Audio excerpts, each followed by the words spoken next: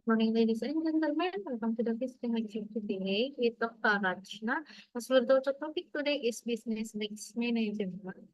For the session is being streamed on the University of STEKOM YouTube channel. I know I will lead our agenda this afternoon. First, we will start class presentation delivered by Dr. Ranjna and continue with the Q&A session. In the next session, we have transferred documentation and STEM is closing. Okay, let's begin. We will start class presentation delivered by Dr. Ranjna. The teacher's name.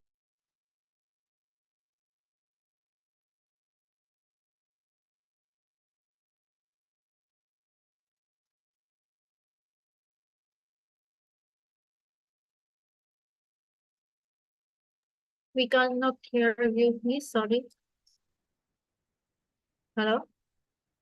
We cannot hear you.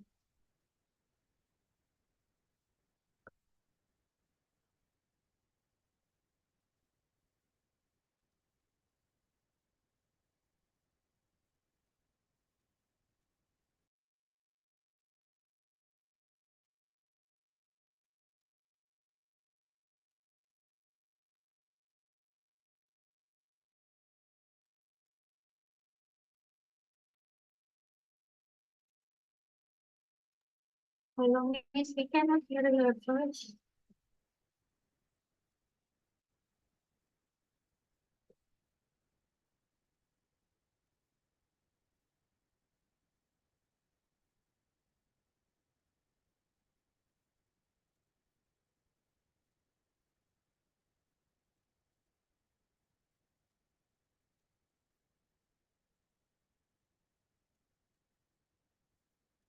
Hello, miss.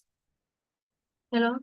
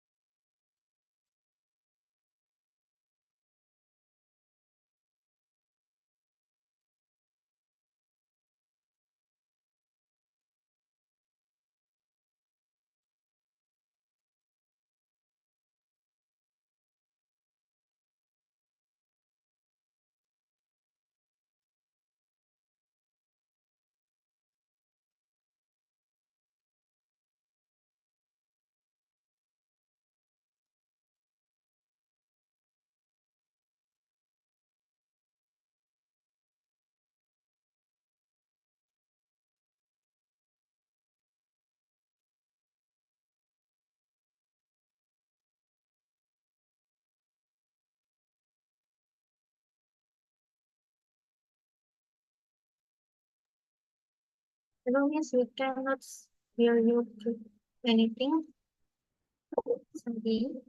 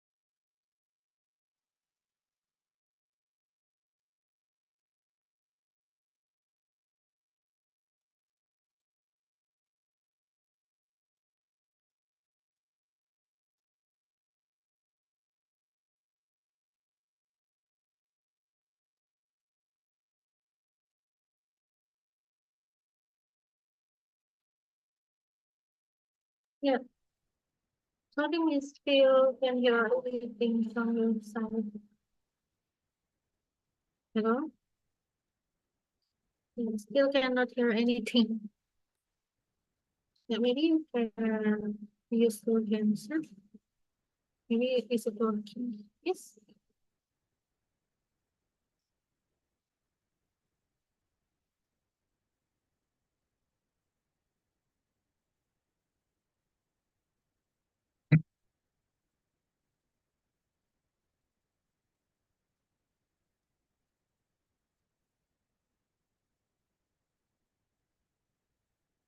Hello?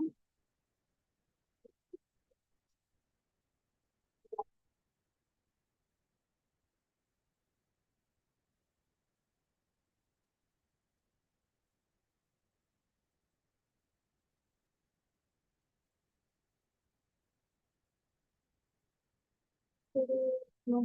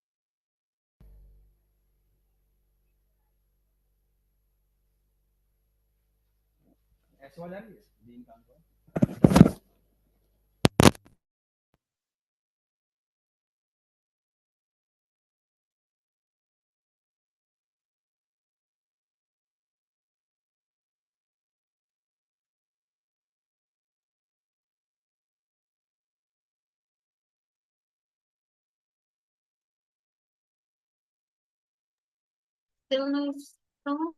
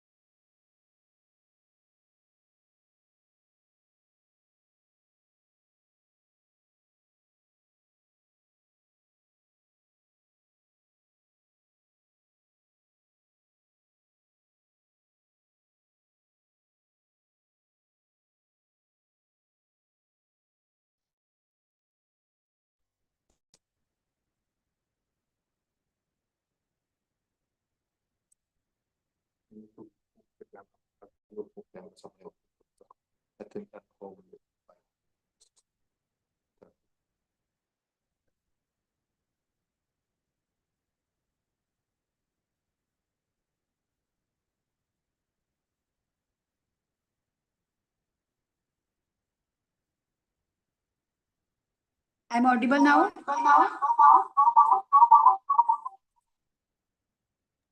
Yes. I'm Dr. Ranjna. I'm assistant professor in Department of Commerce, Chandigarh School of Business, CGC Jhanjeri. My topic is business risk management. Before understanding business risk management, we must understand about the risk and uncertainty. So, risk is an unplanned event that may affect one or some of your project objectives if it occurs. The risk is positive if it affects your project positively, and it's negative if it affects the project negatively. So there are separate risk response strategies for negatives and positives.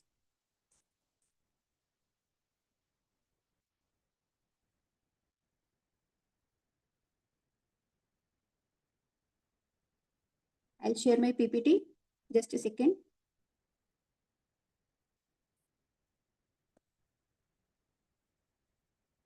So the objective of a negative risk response strategy is to minimize their impact or probability,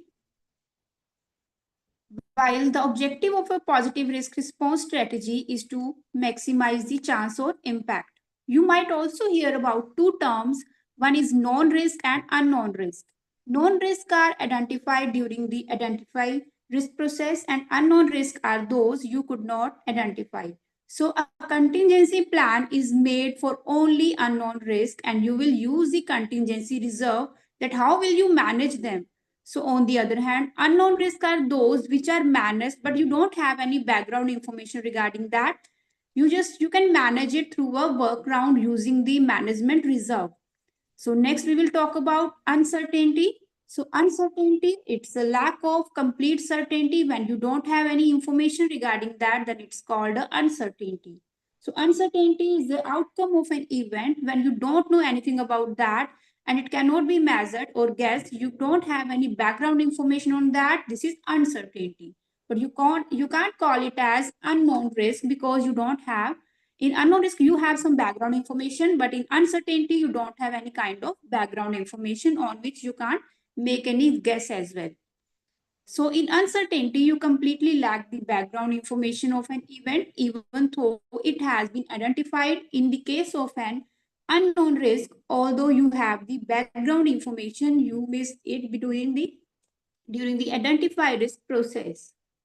So I'll give you one example according to which you will understand about the risk and uncertainty. Firstly, we have scenario 1, in which you can assume there are two teams which are going to play tomorrow or on the next day a football match. Can you tell me exactly which team is going to win? No, you can't tell me because you can't.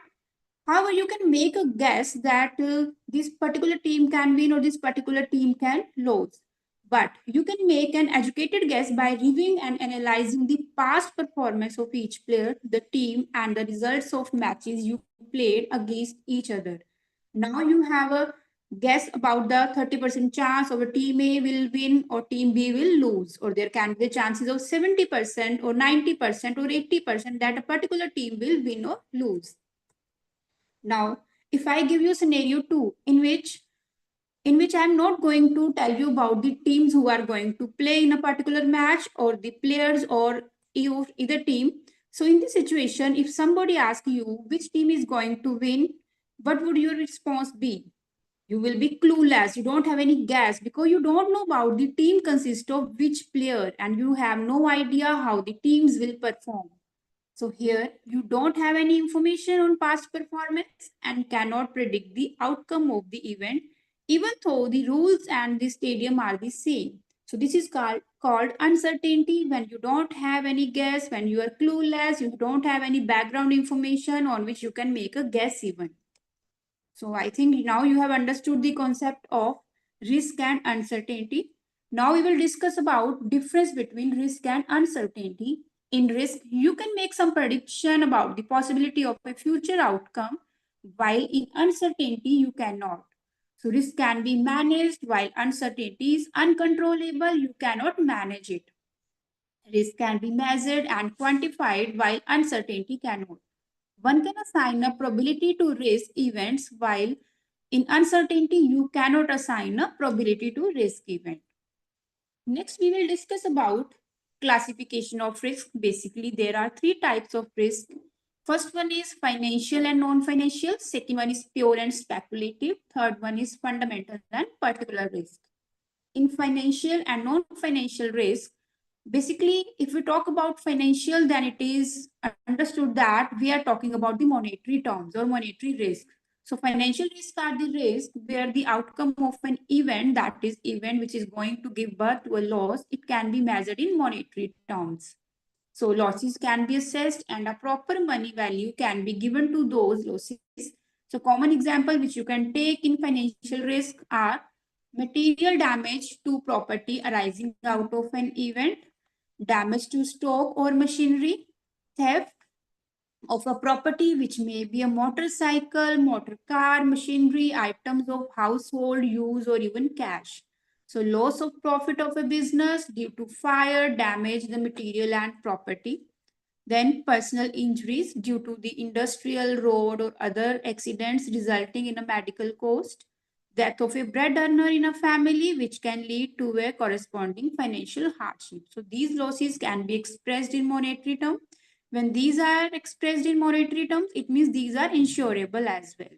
So the outcome of unforeseen event that can be measured in financial terms, these can be insured as well. So these losses can be replaced, reinstated, or repaired. Even a corresponding reasonable financial support can be given in this, but just with the help of insurance. So next we will discuss about non-financial risk. These are the risks, the outcome of which cannot be measured in monetary terms. There may be a wrong choice or a wrong decision giving rise to a possible discomfort or disliking or embarrassment, but not being capable of valuation in monetary terms. Like if I have to choose a car, in that case, if I am choosing a wrong brand, in that case, it can be a non-financial risk because it cannot be expressed in a financial or monetary terms. So choice of a car, its brand, color, selection of a restaurant menu, career selection, whether to be a doctor or an engineer, choice of a bride or bridegroom, choice of publicity. So all these terms or all these examples are related to non-financial risk. Since the outcome cannot be valued in terms of money, we shall call these non-financial risk as uninsurable. So we have understood that all the financial risk can be insured, but non-financial risk cannot be insured as well. Then we have next classification as pure risk and speculative risk. So pure risk are those risks where the outcome shall result in loss only or at a best a break-even situation. We cannot think about a gain situation. We have to bear the loss only, or there can be a situation where there is a no profit or no loss situation, but there will not be any kind of gain situation. So the result is always unfavorable or maybe the same situation as existed before the event. It will remain same, but it will not create any kind of profit. It can create loss, or there can be a break-even situation where there is no profit or no loss. So speculative risk are those risks where there is the possibility of gain or profit. At least the intention is to make the profit but not loss. It's opposite to pure risk. So investing in shares may be a good example. Pricing, marketing, forecasting, credit sale. These are the examples of speculation risk. Third is fundamental risk and particular risk. Fundamental risk are the risk mostly emanating from nature. Those risks which arise due to the nature, these are known as fundamental risk. So these are the risks that arise from causes that are beyond the control of an individual or group of individuals. So losses arising out of such causes are felt by a huge number of population, the society, or by the state, although an individual may be the part of that catastrophe, but it is not because of the individual or a group of individuals. So common examples are flood, cyclone, earthquake, tsunami, the natural disasters, drought. These are the common examples of fundamental risk in which no person is involved. But if we talk about the particular risk, these are the risks which arise due to the human being or man-made or individual or even a group of individuals. So there may be identified as causes arising from personal behavior or effects not being of that magnitude. So these are mostly man-created because of their negligence, error in judgment, carelessness, and disregard for law or respect.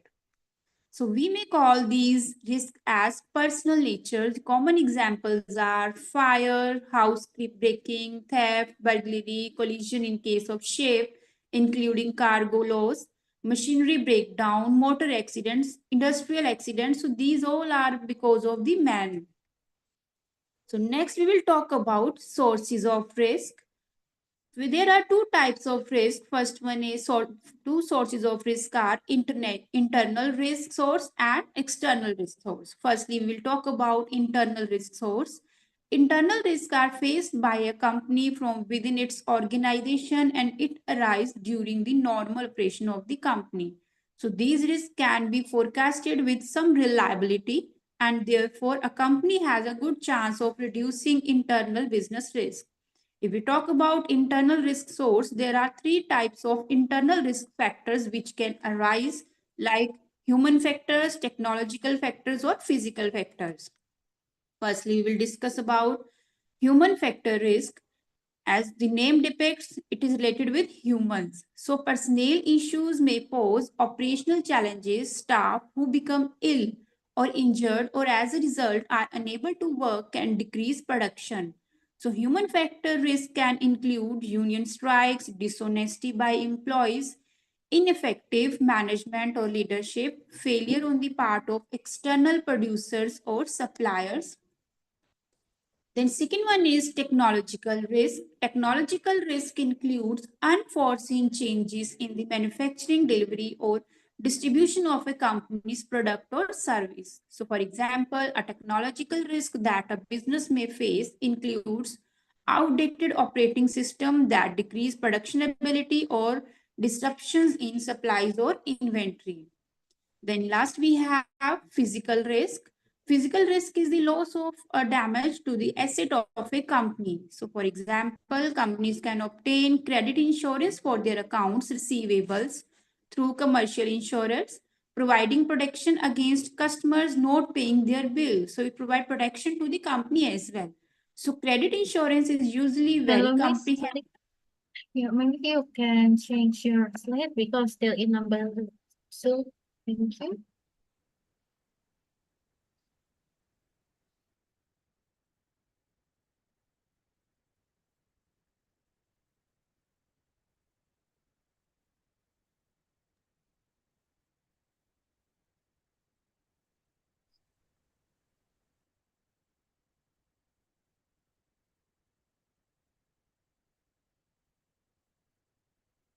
So for example, companies can obtain credit insurance for their accounts receivable through commercial insurers, providing protection against customers not paying their bills. Credit insurance is usually very comprehensive and provides protection against debt default for a wide range of reasons, covering reason for non-payment.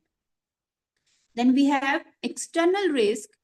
Each corporation is a part of a complex and dynamic environment that is increasingly global scope. So despite this, many of the corporation's activities are conducted locally.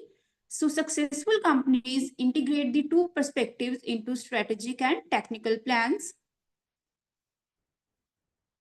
External risk often include economic events that arise from outside the corporate structure. External events that lead to an external risk cannot be controlled by a company. It cannot be controlled by a company or cannot be forecasted with a high level of reliability. Therefore, it is hard. It is hard to understand or reduce the associated risk. So basically, there are three types of external risk also included here. First one, we'll talk about economic risk. Economic risk includes changes in market conditions. As an example, an overall economic downturn could lead to a sudden unexpected loss of revenue.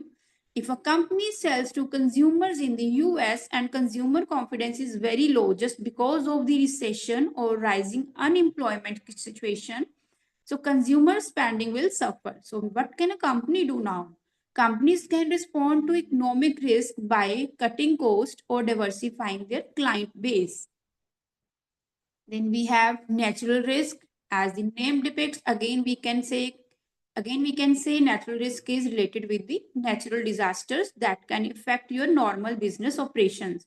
So an earthquake, for example, may affect the ability of a retail business to remain open for a number of days or weeks, leading to a sharp decline in the overall sale for the month. So it could also cause damage to the building as well if there is any kind of natural risk. Then we have political risk. Political risk is comprised of changes in the political environment or governmental policy that relate to financial affairs. So changes in import and export laws, tariffs, taxes, and other regulations, these all are covered under political risk. Since external risk cannot be foreseen with accuracy, so it is difficult for a company to reduce these three types of risk. Now we will talk about tools for risk perception. Whenever you are going to conduct your successful business, then you must have some tools where you can perceive the risk as well. So risks are inherent in business, and good management can be the determining factor for success in achieving an organization's goal. Because if you fail to identify risk, you will miss some opportunities that how you can succeed in your business line. So risk can come from many sources, and having an overview of all of them is very confusing and complicated, but still we will try to understand about some tools in which we can easily predict the risk. First tool is brainstorming. So brainstorming is the act of bringing together team members to come up with as many as ideas as possible to create something new or to solve some problems. So this creative technique explores the team's diversity of experience and provides an opportunity for members. They can build different ideas on the basis of we can summarize the risk summary. So this methodology is very simple and requires no specialized training. So it can be used for identifying different types of risk. Then we have SWOT matrix. The SWOT matrix is related to the strength, weakness, opportunities, and threats. So basically in a companies, whenever we are going to plan something or we are going for a strategic planning, then we use this SWOT analysis. So SWOT matrix can be a valuable tool for identifying risk from a new perspective. We identify strengths and weaknesses of the internal environment on the left side, and on the right side, we can discuss about the opportunities and threats in the external environment. So this matrix is very much useful for identifying the positive points of a project so that we can succeed in our line. Then we will talk about the third tool, which is root cause analysis. The tools commonly used for root cause analysis is very useful whenever you are going to identify the risk. Typically, you have to find out the cause why this particular type of risk is arising in your business. Whenever you will come to know about the root of that the cause of that risk, in the way you can minimize that risk in the very starting point.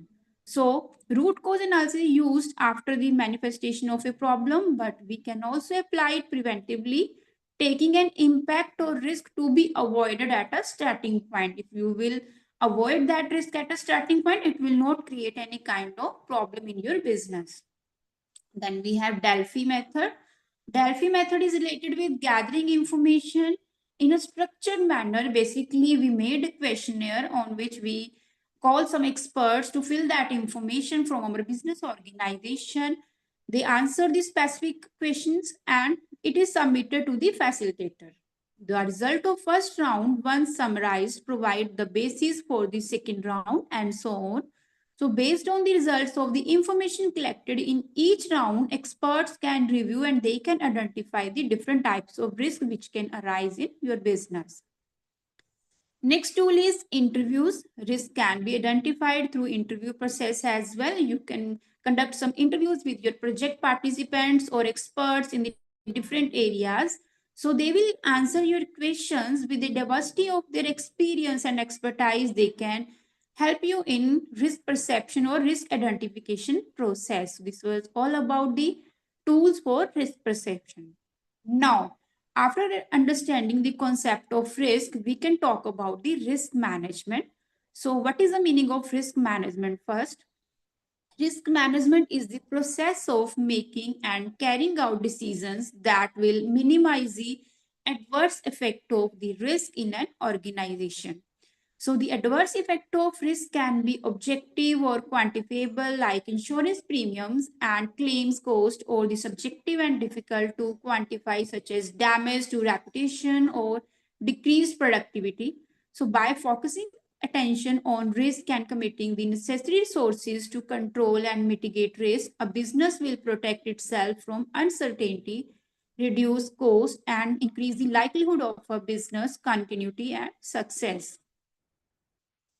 Now, why to manage business risk? Why you want to manage that risk? So basically, there are many reasons why do we want to manage the risk.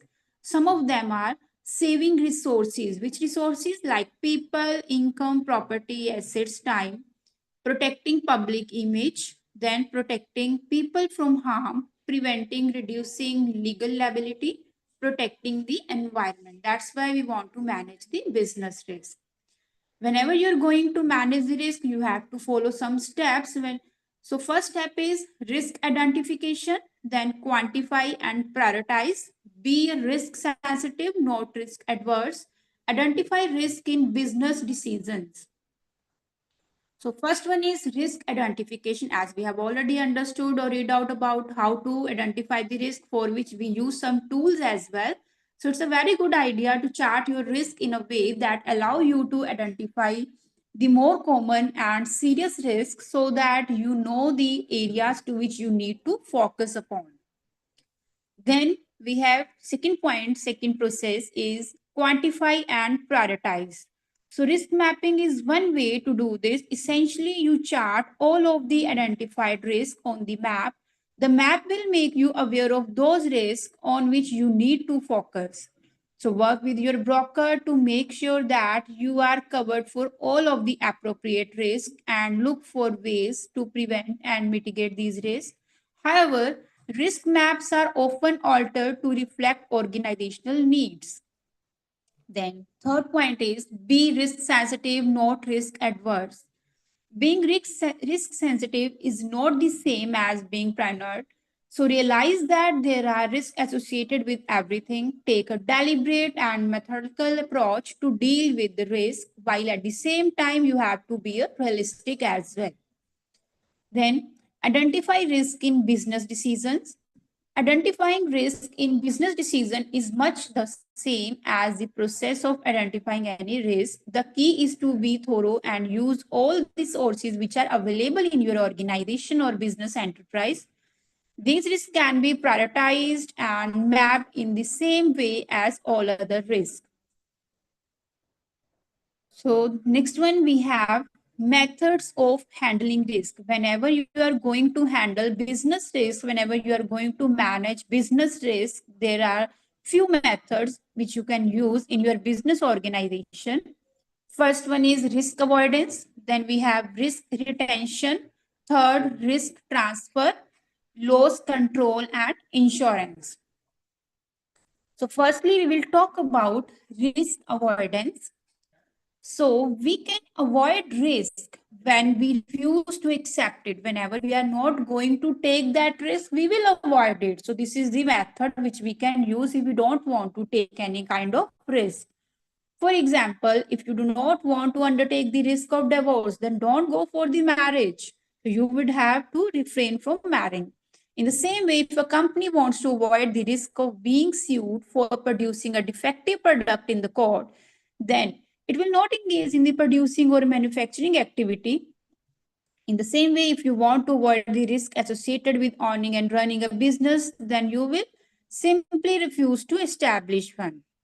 So this is the way in which you can just avoid the risk. No need to take risk, but it's not an effective tool which you can use. If you want to avoid the risk associated with owning a vehicle, do not purchase or own a vehicle. So risk avoidance is a negative method of dealing with risk. Individuals and societal advancement requires a measure of risk taking, but if risk avoidance as a method of dealing with risk is extensively applied, individuals and societal progress would be greatly retained. As a result of this, risk avoidance is an unsatisfactory method of dealing with many risks. So it must, however, be noted that it's not possible or reasonable to avoid all risk. For example, you can avoid the risk of outdoor activities by staying inside your house, but it's not practicable. in reality, it's not practicable, desirable, or feasible. You can't avoid going outside of your house. You can't sit every time inside your house. You have to go somewhere as well in case of any need. So if you want to avoid the risk, if you are not taking that risk, it's not a good method for that. Then we have second point as risk retention or risk assumption. So risk retention or risk assumption is the same. Risk is retained and the loss that occurred in is assumed. So risk retention or assumption is a very common method of dealing with the risk. Risk retention exists when an individual does not take any kind of positive action to deal with that risk. You are retaining risk with yourself. You are assuming that there is any kind of risk, but you are not taking any kind of step. So this retention may be voluntary or involuntary. First one is voluntary active risk retention. Voluntary risk retention is also known as active risk retention, which you are taking voluntarily. So a voluntary active risk retention exists in a situation in which an individual knowingly retains risk to himself and assume the loss involved. This may be just because of the fact that the individual has no other alternate to deal with that particular risk. Only then you will take that voluntarily risk retention. So for example, if you insure your car, the insurer may impose an excess for small losses. So in this case, you will be responsible and keep to yourself such small losses. It means you are taking some risk as voluntary risk retention. So excess is the amount of loss under a policy which you have taken under insurance, so which the insured retains with himself. We use voluntary risk retention technique for the purpose of saving the money. Then second one we have is involuntary risk retention. So risk can be retained involuntarily as well. This is known as passive risk retention strategy. So this occurs when the individual exposed to the risk is not aware of the existence of the risk and unknowingly he retains just because of the ignorance. It might be possible that person does not know anything about the insurance. That's why he did not take any kind of insurance. So he is retaining that risk just because of the ignorance. He has no voluntary risk retention strategy there. So through his ignorance, laziness, or sheer indifference, the individual retains the financial consequences of the possible loss. It might be dangerous for someone as well if the risk that is retained is sufficiently high as to involve the individual in great financial loss that could possibly ruin him. So for example, most of the people in Africa are not aware of most of the risk to which they are exposed. As a result of this, they do nothing to take insurance cover and simply retain all risk to themselves. So in the event of any misfortune, they suffer very heavily. So I'll suggest that you should not take any kind of risk retain with you, whether it's a voluntary or involuntary. You must insure your risk if it's possible. Basically, financial or monetary risks are insured. Then we have next strategy or method as risk transfer. So this is another technique for handling risk. Risk can be transferred from one person to another person. So this is transferred from one person who is not willing to bear a risk to another person who is more willing and more able to bear the risk. Risk can be transferred by three methods. First one, we have transfer of risk by contract, transfer of risk through the process of hedging, transfer of risk through incorporation of business firm. So you can transfer your risk from one person to another. If you don't want to take the risk, you can transfer it to another one as well. Firstly, we'll talk about the transfer of risk by contract.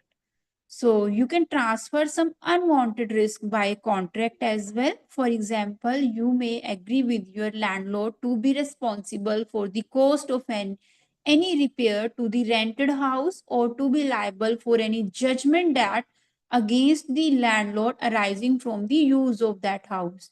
So in these cases, landlord has transferred the risk to the tenants.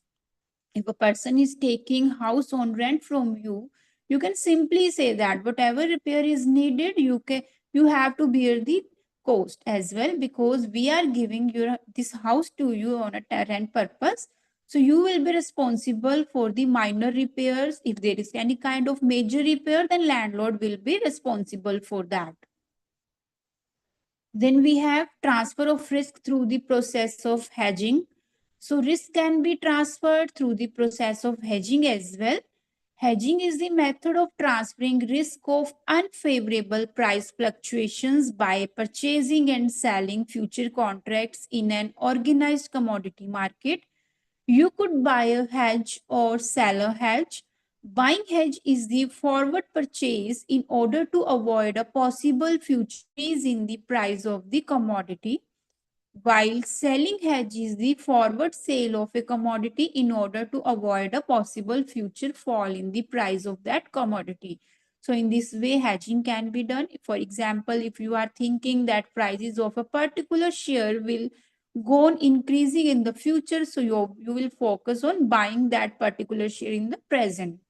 In the same way, if you are going to think about that, the share price of a particular share will fall in the futures, you will sell that particular share in the present so that you can earn something right now instead of losing something in future. Then we have next point as loss control. So loss control consists of those activities undertaken by individual or firms to reduce both the frequency and severity of loss. Basically, frequency of loss means when the loss arises again and again. So we will talk about the frequency of the loss. If it is arising again and again, then we will talk about the severity.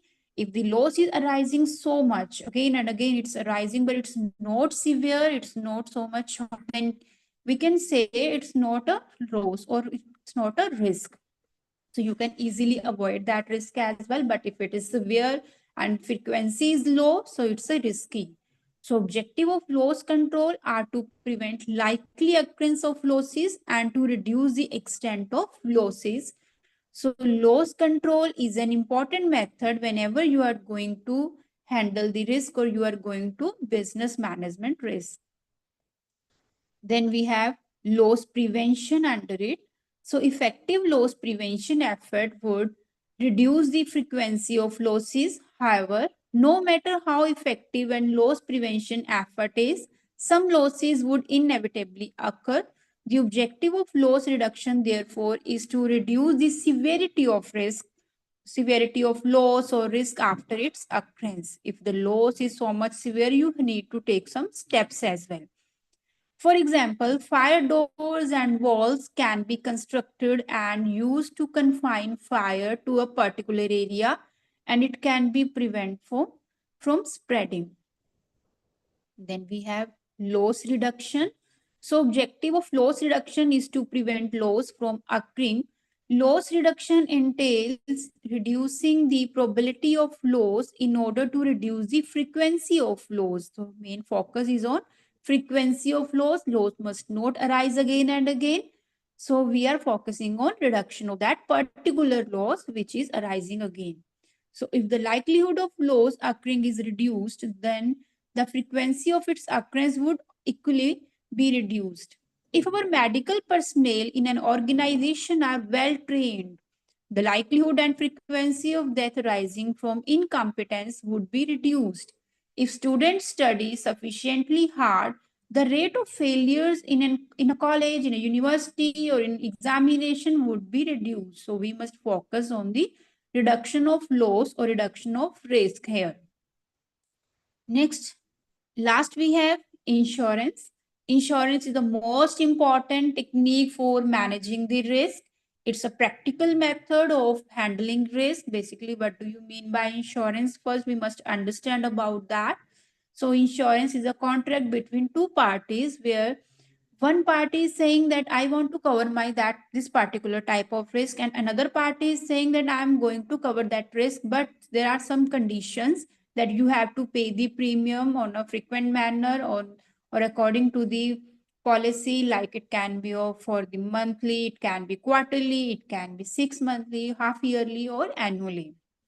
So in this way, commercial insurance has three main characteristics. It makes use of the device of risk transfer. Firstly, risk is transferred from one person to another. It makes use of the pooling technique to spread the loss of few over the whole group so that average loss is substituted for actual loss. So it makes use of the application of the law of large numbers or reduce risk by predicting future loss experience more accurately. It was all about from my side. If you have any query, you can tell. And for our participant, if you have any question for the speaker, please enter the chat or you can raise your hand. We will wait. Please just a moment. Thank you.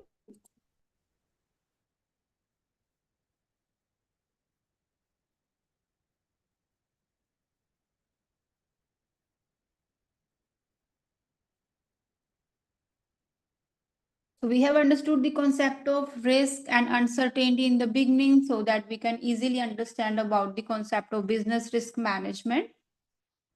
So without understanding the concept of risk and uncertainty, we cannot discuss about the business risk management, in which we discussed all about how to manage a particular risk. Like if you want to understand about the management of risk, you must avoid, you must firstly you must take some risk, only then you will be able to understand about the risk strategy which you can use to reduce the risk. So if just you are avoiding taking the risk, it's not possible, it's not practicable. You must retain some risk with you. You must take some risk, whether it's voluntary or involuntary, you must take it. You can use some strategies like risk transfer as well, which is very practicable. So in this way, you can understand about some concepts.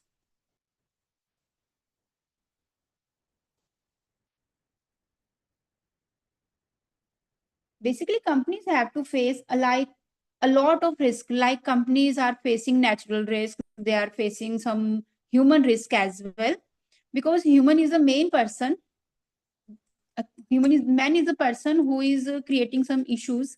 Like if I talk about the human factor risk, then personnel issues may pose operational challenges. Staff who become ill or injured and as a result are unable to work, it can decrease production as well. If your human beings are going for a strike, then how will you be able to produce more? So human factors can be just because human risk can arise because of the union strike, dishonesty by your employees, ineffective management or leadership, or it can be possible because of the external producer or supplier as well.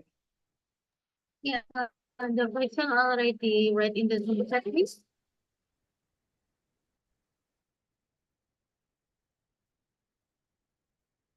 Whenever there are global or economic crises or pandemics are here, we can go for some economic risk as well. So in economic risk, we can talk about some various risks. Like economic risk include changes in the market conditions. As an example, an overall economic downturn could lead to a sudden unexpected loss of revenues. So if a company wants to sell consumers in another country, then they can focus on their confidence is low because there is a recession, there is a pandemic, so they can resolve the situation by cutting down their cost, but which is not possible. They can diversify the client base as well.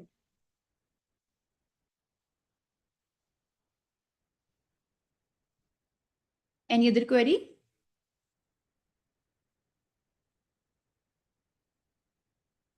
Any other query? Yes.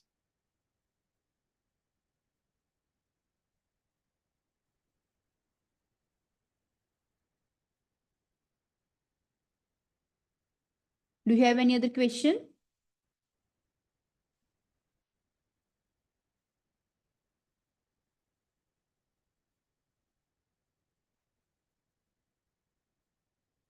So whenever a company is not able to manage the risk, company can just go for the unsuccessful business, which is not acceptable overall.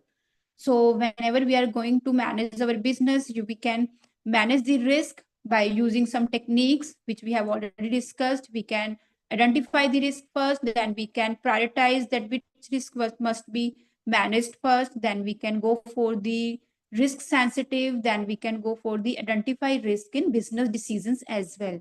For methods for handling risk are risk avoidance, risk retention, risk transfer. Insurance is the most important technique which you can use.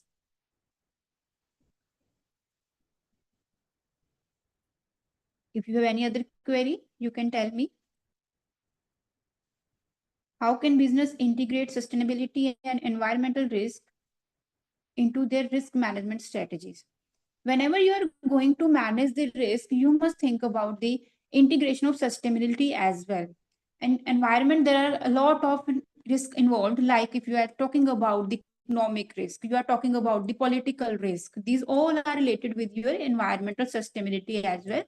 If I'm talking about the political risk, it's comprised of changes in the political environment or government policy, which is affecting my environment as well.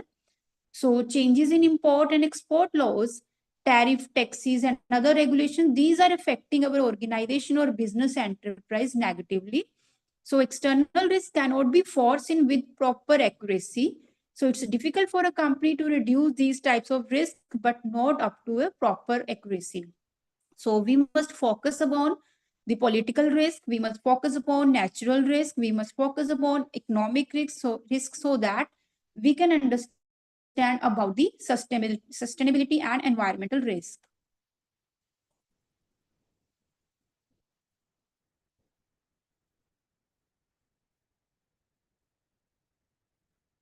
Yes, if you have any other query.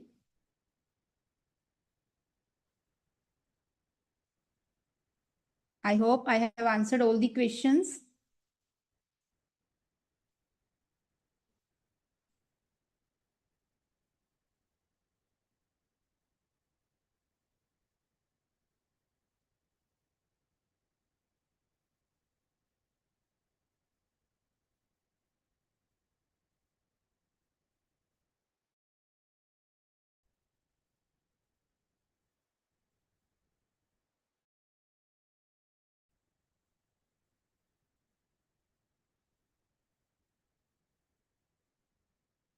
Yes, any other query?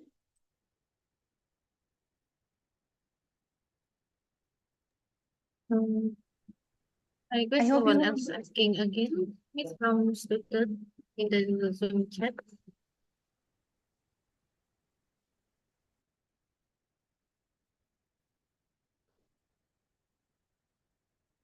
I hope I have covered all the concepts of business risk management, under which I have discussed risk, uncertainty, its meaning, concept with examples, how to manage risk, how to take some steps, how you can manage your business risk, how it is related with your sustainability, what are the different methods for avoiding the risk or reduction of the risk. Thank you so much. Thank you so much for your presentation. Here we find this event for our participant. Besok yang kedua, I will take a picture on the phone of three. Okay, okay, another one, 2, 3. Thank you for your participation.